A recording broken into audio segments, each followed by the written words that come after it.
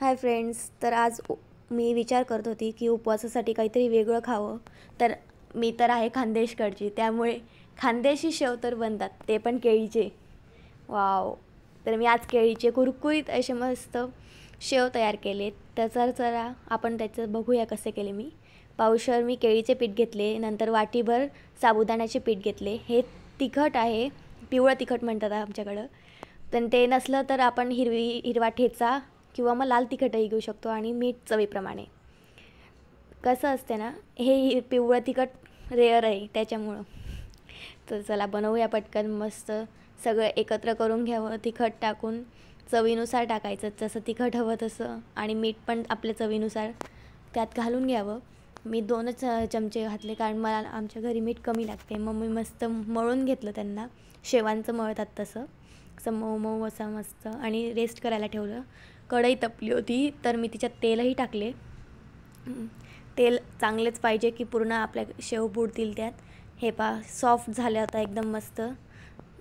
सगळं विझवलेलं जे होतं ते एकदम मस्त सॉफ्ट झाला होता. मग मी त्याला तेल लावून अजून सॉफ्ट केले आणि साच्यात भरले. अंजलीचा साचा होता हा माझ्याकडे. तर मी त्या साच्यामध्ये भरून पटकन हात धुतला, कारण माझे हात तेलकट होते. तर मी पटकन हात धुवून लगेच त्याची एक कुरडई टाकली. शेवच आहे ते, पण कुरडईच्या आकारात टाकले मी. ती कढई लहान असल्यामुळे मला एकच टाकता आली, म्हणून मी हळूहळू करत होते. आणि टाकताना आरामात टाकावे, कारण गरम असतं तेल, अंगावर यायची भीती असते. गरम तेल एकदम कडक होऊ द्यायचं, मग त्यात टाकायचे ते. आणि मग नंतर त्याला मस्तपैकी होऊ द्यायचं, आणि गॅसही थोडा मीडियम करून घ्यायचा. आणि छान अशी शेव कुरकुरीत होईल असं तोपर्यंत त्याला व्यवस्थित सगळं झालेलं आहे की नाही उलटे सुलटं करून चेक करून घ्यावं. काय असते ना, उपवासाला आपण नेहमी काहीतरी करू असं म्हणतो, पण तेच ते खाऊन खूप बोर झालेलं असतो आपण. म्हणून ही एक नवीन डिश आणलेली आहे मी. तर एकदा नक्की ट्राय करा. जर तुम्ही पुण्यात राहत असाल तर पुण्यात आजूबाजूला तुमच्या कुठंतरी खानदेशचं एक दुकान तरी असेलच, तिथे तुम्हाला केळीचं पीठ आरामात भेटून जाईल. आम्ही इतकी शोधलं, मग मला सापडलेच शेवटी ते. मग मी सुद्धा आणलं आणि ते केलं. मला खूप इच्छा होती कधींचीच केळीचे शेव खायची, त्यामुळे मी तयार करून थोडंसं तोडून पण खाऊन बघितले. मस्त कुरकुरीत झाले. तुम्हाला समजलं असेल मी का तोडलं ते. मस्त दुसरं टाकली, दुसरीसुद्धा एकदम मस्त पडली, पण ती थोडी मोठी झाल्यामुळे जास्तच हे वाटते. मस्त छान अशी कुरकुरीत होऊ दिली मी. आणि त्यानंतर मी सगळं आवरायला घेतलं. ते होते तोपर्यंत म्हटलं बाकीचं आवरून घ्यावं. पटपट आवरलं. आणि मला उपवास म्हटला म्हणजे काहीतरी, म्हणजे साबुदाणा खिचडी, साबुदाणा वडा, वेफर्स, चकली, मला खूप काही लागतं खायला. आणि माझ्या मिस्टरांनाही खूप सवय लागली आहे ती.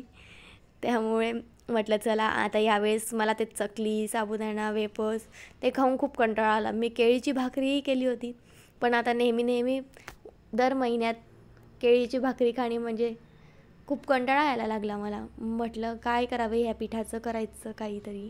म्हणून मी खानदेश स्पेशल केळीचे शेव केले. आणि खानदेशात हे खूप चालते, म्हणजे खानदेशातली सुप्रसिद्ध केळी असल्यावर दुसरं काही खायपेक्षा बरं म्हटलं चला आपल्या खानदेशात जे स्पेशल आहे ना तेच खाऊया. म्हणून मस्त शेव केलेत. आणि ते झालेली असली तर, म्हणजे मी अशी तोडून बघितलेली त्या हाताने बघावं, पण ती झालेली नव्हती म्हणून मी परत टाकली. आणि लगेच दुसरा उंडा भरायला घेतला. तर केव्हाही काढल्यानंतर त्याला आहे ना साच्याला क्लीन करून घ्यायचं, कारण त्याला लागलेलं असते थोडंफार. परत तेल करायची, ग्रीसिंग करायची त्याला, आणि व्यवस्थित ते भरून घेतलं ना की एकदम छान असं पडतात. आणि हलक्या हाताने पडतील असा उंडा भिजवावा, असा मऊ लुसलुशीत हवा तो. कसं असते ना, आपण म्हणतो की खायला हवं, आणि जेव्हा डोक्यात येतं तेव्हा करून घ्यावं. म्हणून मी तर जस्ट एक व्हिडिओ बनवते, पण मी कधी कुकिंगमध्ये इंटरेस्ट नाही घेतला. पण मला असं नवीन काहीतरी बनवायला खूप आवडते नेहमी. म्हणून मी कायम काही ना काही नेहमी वेगवेगळं करतच असते. त्यामुळे माझ्या मिस्टरांनाही मस्त आवडते, मी नवीन करून खायला घालते.